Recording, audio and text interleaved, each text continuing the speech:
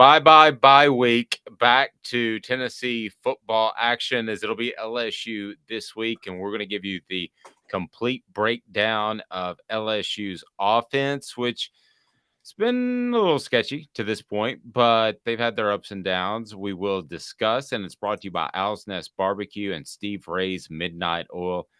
Steve Ray's Midnight Oil, also a proud Michelin distributor, but Owl's Nest Barbecue has everything you could possibly want for your barbecue needs. All right, LSU's offense, it's one that, like the entire team, is in rebuild mode. What do you think of what the Tigers have been able to do through the first month of the season offensively?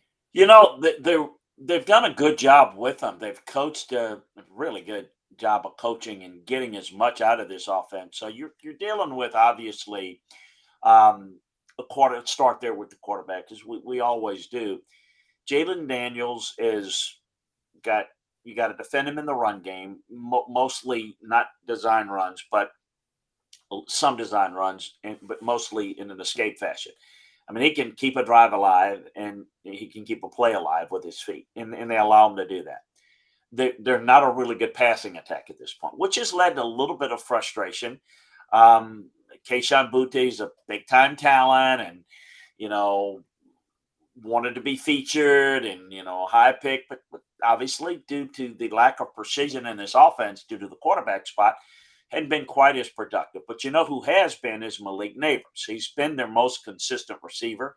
He's an outstanding player. So they've got some guys that at receiver that can run. Brian Thomas kid can run. Jeray Jenkins can run. Jack Pesh is very effective as a big receiver. So they can hurt you in terms of making plays, but it's not a really precise passing game. I think they've done a pretty good job with their offensive line for the most part.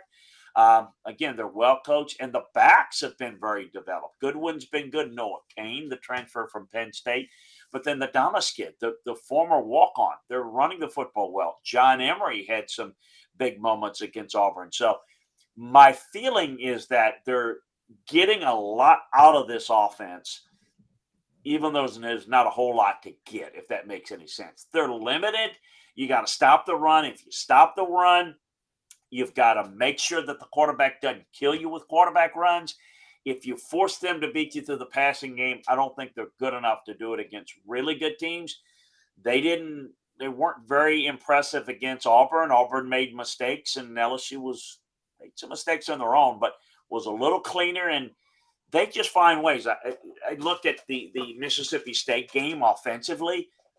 They found some weakness in a very good Mississippi State defense now. A better defense, say, by comparison to Tennessee. Much better. Mississippi State's more physical. They're better in coverage. And over the course of this game, Dave, they found a matchup with Malik Neighbors against one of their corners and really took it to Mississippi State. So they're very good at in-game adjustments. Mike Denbrock is very good. He's been with Brian Kelly at a number of stops. So I think this is a challenging offense because of how they've got some talent. They're trying to figure it out. They're trying to develop a passing game. It's been a fun team to study, Dave, because they're getting a little bit better, and I'm really respectful of what they've done from a coaching standpoint. But it's quite a bit different. They've got a little bit more balance. They like to run the football, like to work the tight ends a little bit more. Mason Taylor is very good, who's Jason Taylor's boy. Mhm. So they've got some real guys that can make some plays for you, even though that's not the strength yet.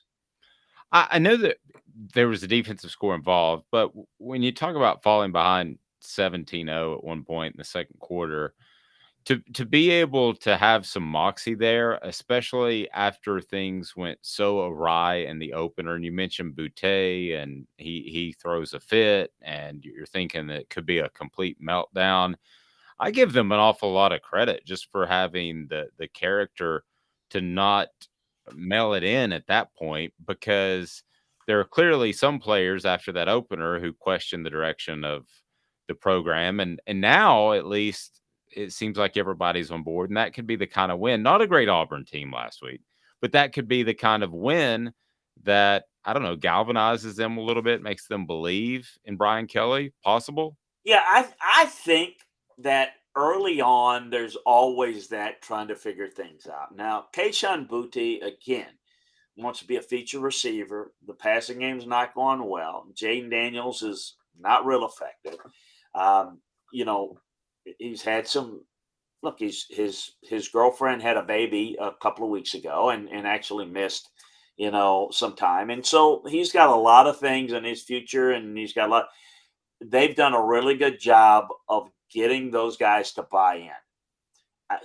I don't, been around there. I know what it looks like when there's dysfunction. There was never any dysfunction, even after the Florida State game. I think Wow. people saying, "Oh, it's dysfunction. There's infighting." That happens a little bit. It could have been. You think it maybe it could have been like this other thing, and this is the new age. Oh, they took all their social media stuff down. Well, they're getting ready to have. Well, that they've told them, look, if you don't want to deal with the negativity, the players that you're telling the player, take your social media down. So they took it down. So they've been pretty much on the same page. Now, look, I think it's had a lot to do with the improvement of the team. I think that if you look at it, Auburn's not very good. And Mississippi State win is a good win. I think we see with this Mississippi State team is a really solid team. This is a different matchup with Tennessee, and it's going to be the most challenging one from an LSU standpoint. If they're able to win this will be an eye opener because it's a game that everybody expects Tennessee to win because Tennessee's the ranked team. LSU just got into the rankings or whatever. They're kind of looking at this as a rebuild year for LSU. I will say this. I think that Tennessee's getting LSU at the right time. I don't think they're complete. I think they are trying to find themselves. Tennessee knows who they are. They knows what their identity is. They know what they can do and what they can't do. I think LSU is going to have to find a way to control this game offensively with the run game against Tennessee. And then, like Florida did, I think that LSU is right now maybe a little bit better than Florida. We'll see. That's going to be determined. But a lot of this lines up for Tennessee. They're going on the road to Tiger Stadium, but they're not going to get Saturday night in Tiger Stadium. They're going to get it at the worst time ever for LSU fans. They are going to moan and groan all week about 11 a.m. We can't get drunk enough.